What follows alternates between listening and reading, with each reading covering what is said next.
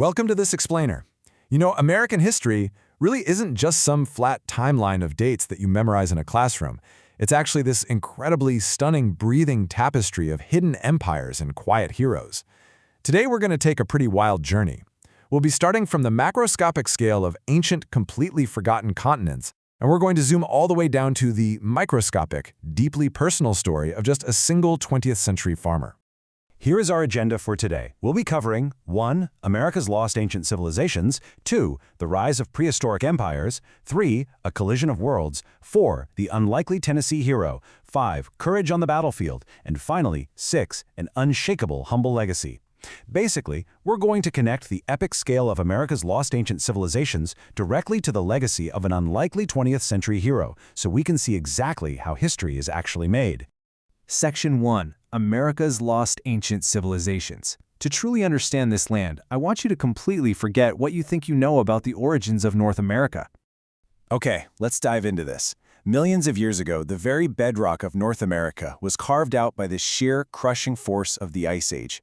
But the human story? Well, that began thousands of years ago, when the very first humans braved the frozen, incredibly treacherous crossing of the Bering Land Bridge. Just imagine that for a second, traversing a massive, icy expanse into the complete unknown. There's no map, no backup plan. This courageous migration ushered in the earliest era of known human habitation on the continent, the Clovis people. They were these absolutely incredible survivalists, adapting on the fly to a newly formed, totally untamed world. But then, we hit this massive archaeological brick wall.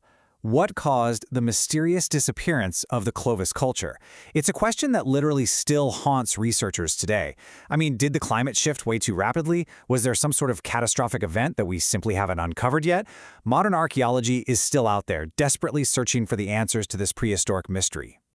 Section 2. The rise of prehistoric empires.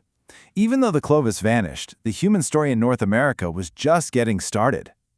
Now, what's really interesting about this is the sheer, undeniable scale of these civilizations. It is staggering.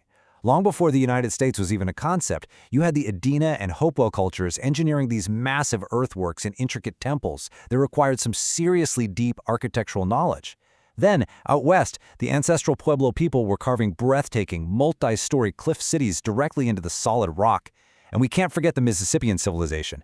They built Cahokia, the largest ancient city in North America. We're talking towering mounds that rivaled the Great Pyramids of Egypt.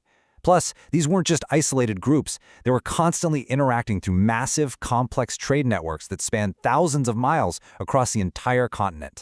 Section 3. A collision of worlds. History is, of course, always defined by change, and eventually, these deeply rooted native civilizations were about to experience a radical shift. When we compare the early European arrivals, the timeline might actually surprise you. The very first European presence actually started with the Vikings, led by Leif Erikson, centuries before anyone else even thought about crossing the Atlantic. It wasn't until much later that Christopher Columbus arrived, which then basically opened the floodgates for later colonizers, the Spanish, the French, the Dutch, and the English. The world was suddenly shrinking, and all these massive global forces were converging on one single continent.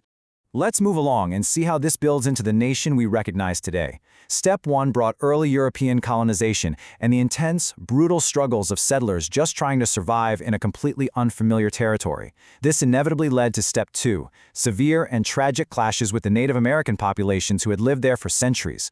Ultimately, this intense pressure cooker of a continent erupted into Step 3, the American Revolution and the birth of the United States. Section 4. The unlikely Tennessee hero. So we've looked at sweeping empires and global colonizations. Now I want to execute a bit of a pivot.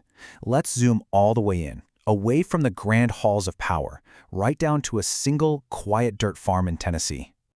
We're going to meet a man named Alvin C. York. He was born in the hills of Tennessee in 1887.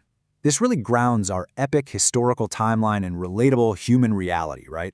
His life was defined by hard work and absolutely zero luxury. I mean, money was tight and every single day was a battle against poverty. He wasn't born a hero with a cape. He was just an ordinary kid trying to help his family survive in a really rugged, unforgiving landscape. But the daily routines of his youth subtly foreshadowed the legendary skills he would need later on. He spent his mornings working the fields and chopping firewood, Hunting wasn't just some weekend recreational hobby, it was an absolute necessity just to put food on the dinner table. Through this grueling routine, he developed incredible discipline and patience. Purely out of survival necessity, he became an unparalleled marksman. For him, every single shot literally had to matter. And this brilliantly illustrates a huge turning point in his life. When World War I finally reached American shores, York faced a profound internal conflict. As a man of deep, profound faith, he wrestled agonizingly with the very idea of going to war and the morality of fighting. But balanced against that was an overwhelming sense of duty. After a lot of careful thought and guidance from his leaders, he finally realized that serving his country was a responsibility he simply could not ignore. Section 5. Courage on the battlefield. So York joined the army, and despite his quiet, unflashy demeanor, his instructors quickly noticed his extraordinary skills. Which brings us to the date, October 8, 1918. Take a moment to let that specific date sink in. Because what happened in the muddy trenches on this day would become one of the most unbelievable, talked about moments of the entire war. Here is how it played out. In Step 1, York's unit was assigned a dangerous mission that suddenly stalled under overwhelmingly heavy enemy fire. Soldiers were wounded, and the situation looked completely impossible. But in Step 2, York stepped up. Instead of giving in to the panic, he stayed perfectly calm under the most intense pressure imaginable. Moving to Step 3, he took aim, using that exact same hunter marksmanship he perfected back in the Tennessee hills to protect his unit. He carefully aimed, stayed hyper-focused, and neutralized the threat. Finally, Step 4, against astronomical odds, the mission succeeded. For this quiet focus and unbelievable courage, Alvin York was awarded the Medal of Honor, which is the highest military award in the United States. Section 6. An unshakable, humble legacy. Now, what makes Alvin York a true hero isn't just what he did on that battlefield, it's how he handled the aftermath. So, the crucial point is what happened when he returned home. He was offered immense fame and fortune. We're talking highly lucrative business deals, celebrity status, and very easy money. But he chose humility and service. He literally turned the money down. He returned to his quiet life in Tennessee and dedicated himself to improving rural education for the kids in his community. He believed deeply that honor just isn't something you can put a price tag on. Which leaves us with this incredibly powerful thought to wrap things up. Courage isn't about never feeling fear. It's about moving forward even when fear is standing right in front of you. You know, Alvin York wasn't born a hero. He became one through character, duty, and sheer resilience.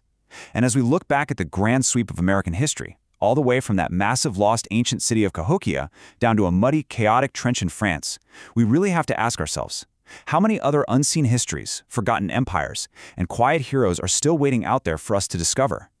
Thank you so much for joining me for this explainer, and never stop questioning the history you think you know.